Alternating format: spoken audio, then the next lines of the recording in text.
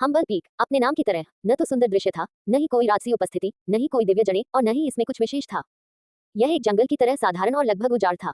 मुरझाई हुई बेलें, पुराने पेड़, कौवे और पश्चिम में डूबता हुआ खून के रंग का सूरज। यह उदास था और किसी भी तरह से किसी दिव्य संप्रदाय के मुख्य शिखर जैसा नहीं लग रहा था। हम्बल पीक पर टूटी दीवारें, अंतहीन मलबा, घास फूस और हर जगह कांटे थे। यहाँ तक कि पहाड़ी रास्ता भी गायब हो गया था। आसमान में 7-8 परछाइयां उड़ती हुई गुजरी। जब वे यहाँ से गुजरी तो वे सब रुक गईं और फिर उतर गईं।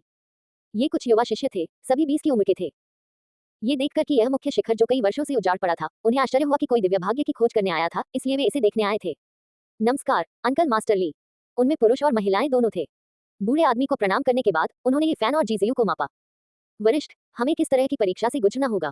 ये फैन ने पूछा कि उन्हें किस तरह की परीक्षा से गुजरना होगा। ये दुबला पतला कमजोर दिखने वाला बूढ़ा आदमी हम्बल पीक का एकमात्र शिष्य था। उसका नाम ली रोयू था।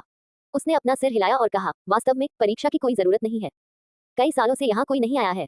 अगर तुम रहने पर जोर देते हो तो तुम सब पास हो जाओगे।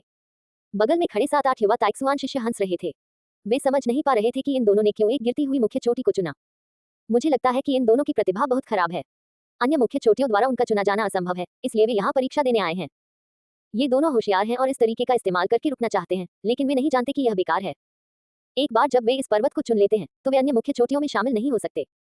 कई वर्षों से ऐसे लोग रहे हैं जो सोचते हैं कि वे बुद्धिमान हैं, लेकिन अंत में वे अपनी दुम दबाकर निकल जाते हैं।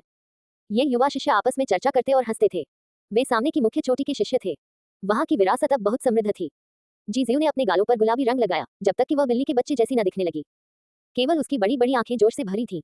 उसने शिष्यों की ओर देखा और फिर बूढ़े व्यक्ति की ओर देखा। वरिष्ठ ली, आइए नियमों का पालन करें और हमें वह परीक्षा दें जिसके हम हकदार हैं।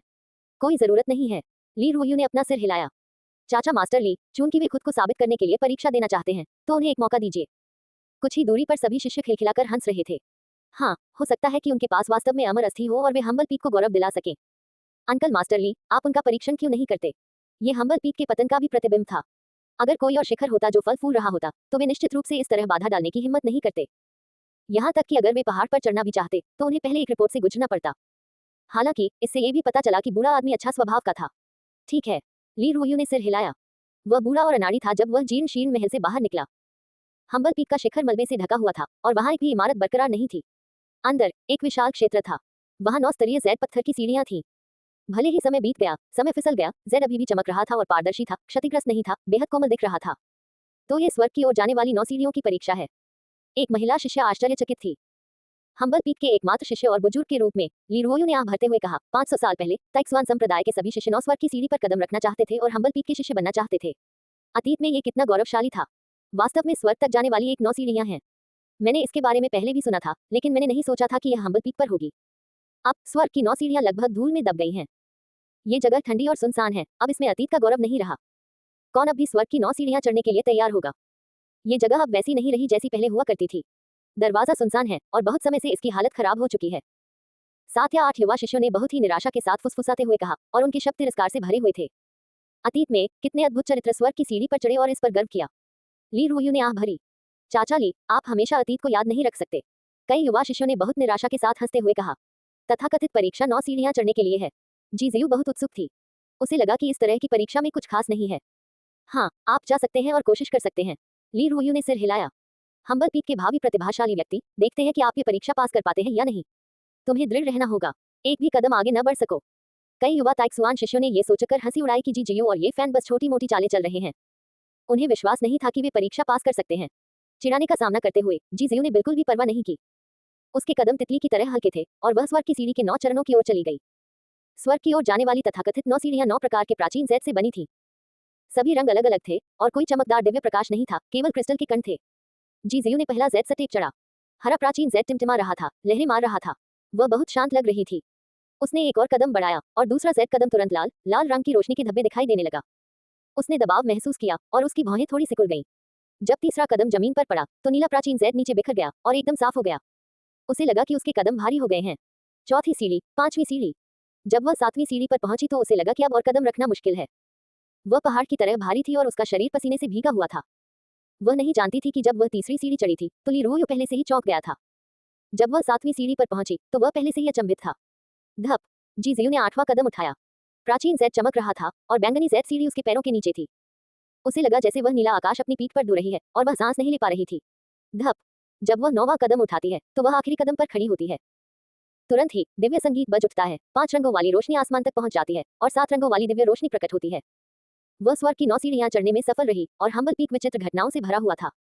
यह ली रुओयू का चेहरा सदमे से भरा था और उसका शरीर थोड़ा कांप रहा था। वह जो कुछ भी देख रहा था उस पर उसे विश्वास नहीं हो रहा था।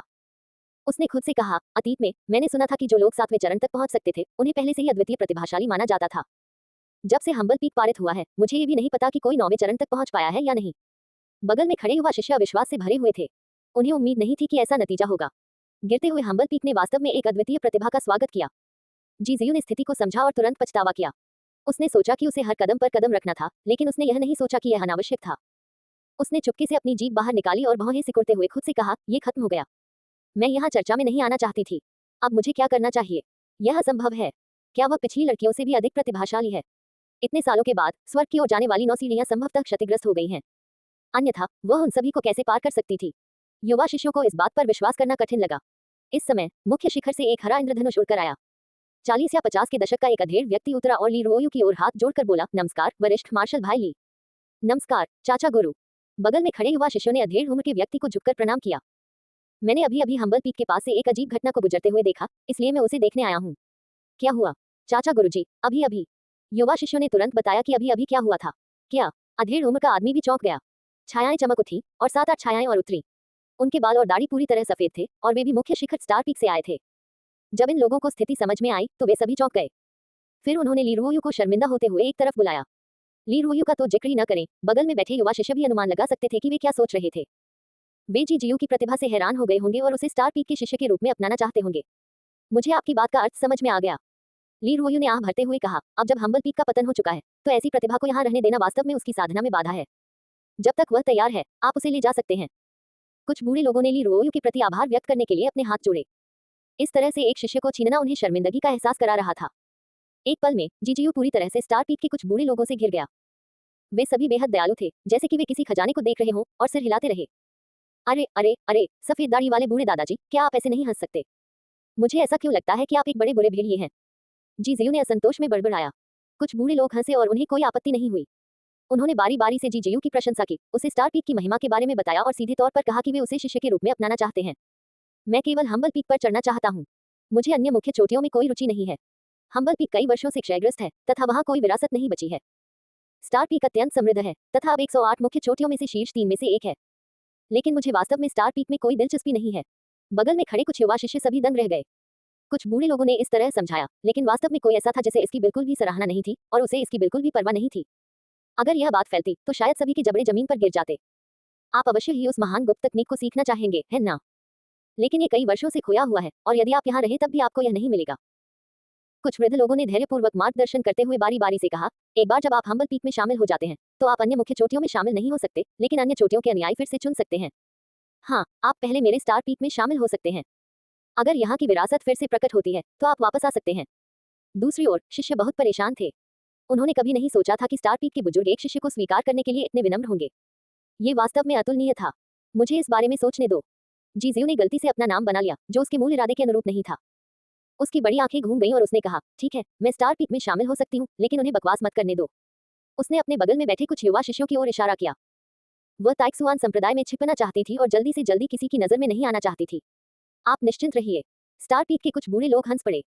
जीजियू को पता था कि ताइक्सुआन संप्रदाय एक सुपरफोर्स के रूप में निश्चित रूप से नए शिष्यों की पहचान की जांच करेगा, लेकिन उसे ज्यादा परवाह नहीं थी। भले ही दूसरे पक्ष को पता हो, इससे कोई फर्क नहीं पड़ेगा। जब तक वह कुछ महीनों तक छिप सकती है और अस्थायी रूप से जी परिवार के लोगों की नजरों से बच सकती है जो उसे नुकसान पहुंचाना चाहते हैं, तब तक सब ठीक रहेगा।